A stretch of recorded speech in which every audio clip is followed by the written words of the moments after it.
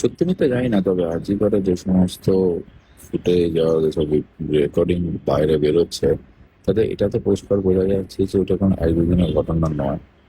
And ওগুলো যদি সত্যি হয় তাহলে এই প্ল্যানটা অনেকদিন ধরেই ছিল। আমার প্রশ্ন হলো, তাহলে এরকম পৈশাচিকভাবে মারা কেন হলো? ভুলটা যারা মেরেছে তাদের তরফ থেকে কোন দিকে হয়ে গেছে, বা যেটা তারা ভাবতে পারেনি, তা হচ্ছে এটাই, যেখানে আমাদের শক্তি বা আমাদের জয়, আর সেই জয়টাকে আমাদের কন্টিনিউ করা উচিত।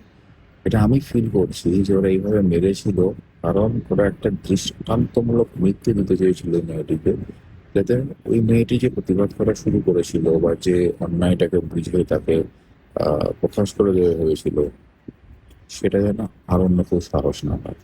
কিন্তু ওদের এই দৃষ্টান্তমূলক শাস্তি দেওয়ার যে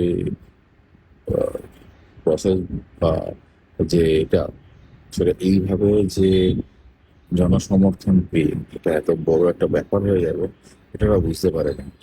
এই জায়গাটা আমাদের ধরে রাখাটা খুব জরুরি।